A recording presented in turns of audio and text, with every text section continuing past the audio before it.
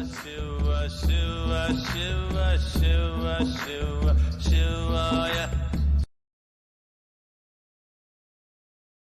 If your concern is your spiritual growth only,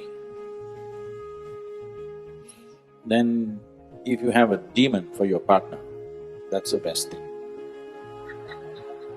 If your concern is only spiritual growth, but your partner, your husband, wife is not just about spiritual growth, you also want to have a pleasant life in the family,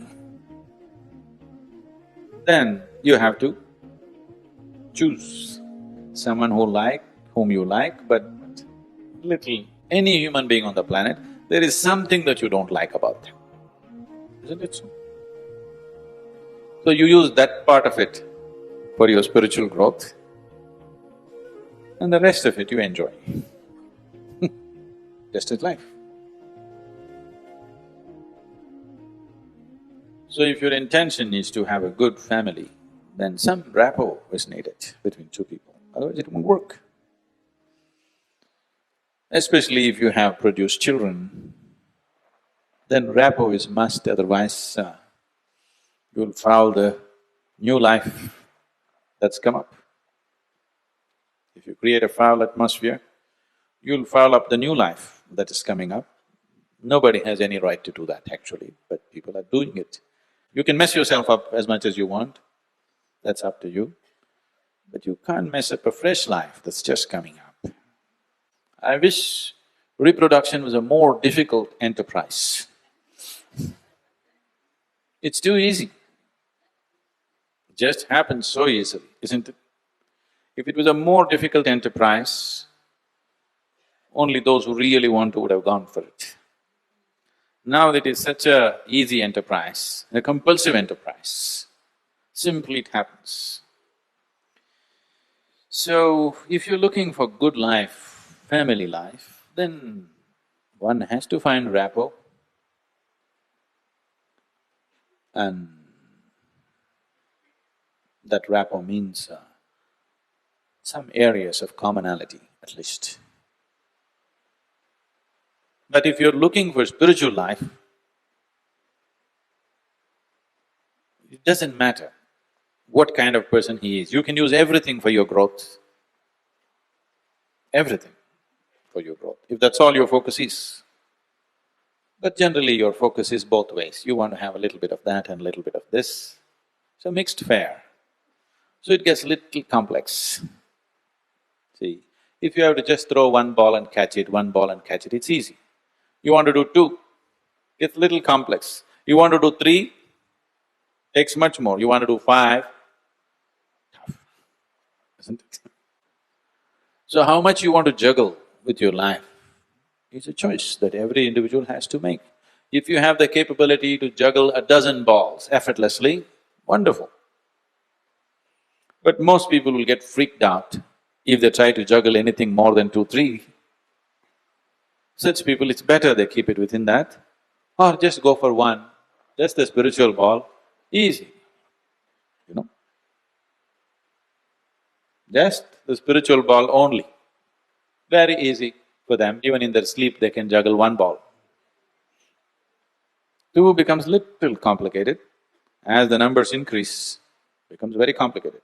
Now you want to be spiritual, now you want to have a good family life, you want to be a good husband, good wife, good father, good neighbor, socially active, you're ambitious, you want to conquer the world, you want to do business, you want to do many things, nothing wrong, but it demands different levels of capability.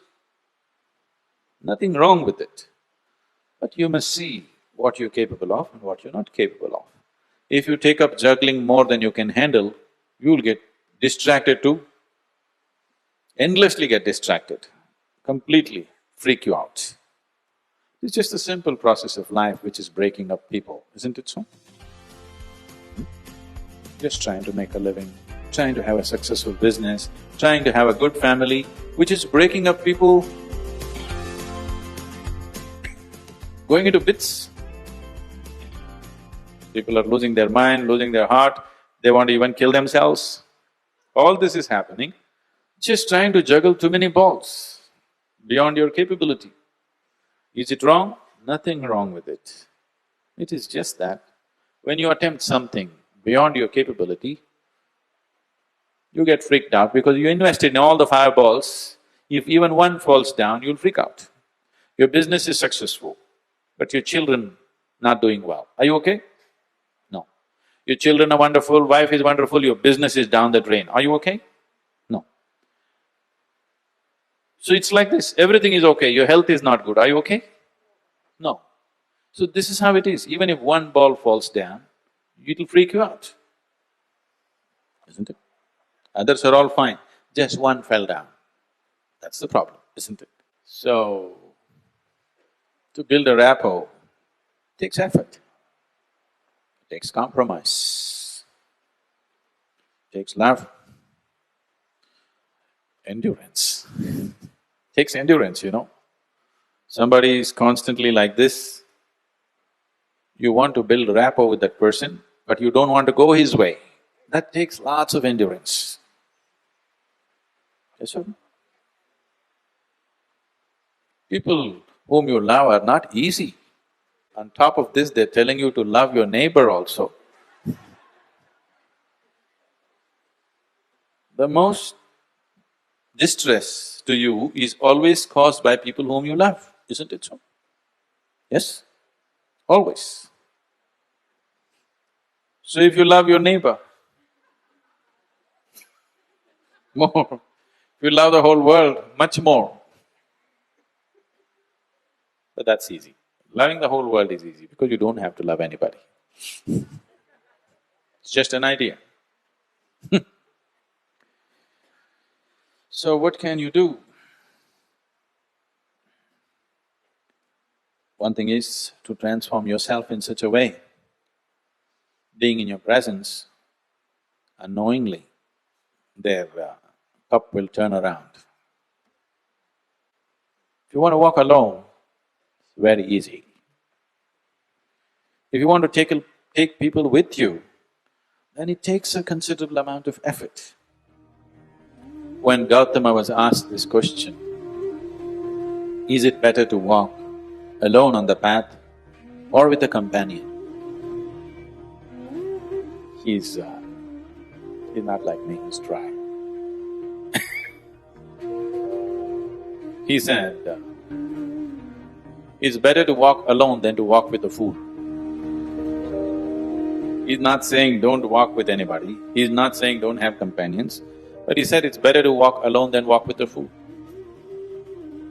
Because they can drain you, they can take such a lot of energy and time, and you don't know, they may be stronger than you and they may take you their way than you taking them your way. There's every possibility, yes?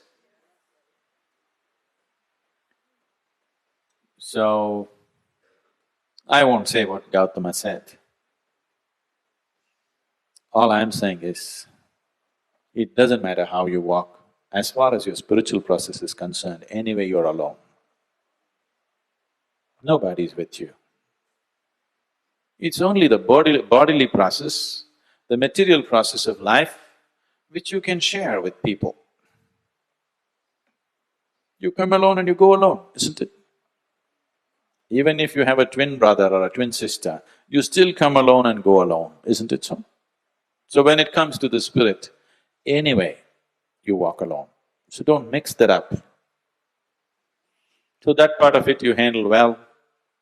The material part of it, according to your capability, to what extent you can do it, you do it. They come your way, it's wonderful. If they don't grudge them. It's just that you don't have to go that way. Maybe someday, when the doctor tells you your liver is in a bad state, he may seek divine, you know. Yes? Have you seen people who are walking in the morning? Not everybody, there are certain type of people, these are all over 50, 55 age group people, they have become lean and they're walking briskly every day, religiously they are there. These are all people who generally had a cardiac problem. They almost died. Then their doctor told them, either you do this or you're gone. Now their walking is like a religion. Not Sunday morning, every morning. Have you seen those people? Suddenly they transform, they eat properly, they do everything properly because the fear of life and death has come. So different people need different kinds of impetus. If you're sensible, you learn by just looking. If you're not sensible, you learn by thrashing. Life will thrash you. So, you make sure the spiritual part of your life, you handle it 100% properly. The material part of your life is never 100% proper, never can be, isn't it so? Is there any family which is a perfect family? Is there any relationship which is a perfect relationship? Is there any business which is a perfect business? Is there any career which is a perfect career? There is no such thing, don't seek that. Your life will become wasteful and fanciful if you seek such things. They all happen to the extent you're capable of handling them, that's all. Good. They're not going into a disastrous mode, all right.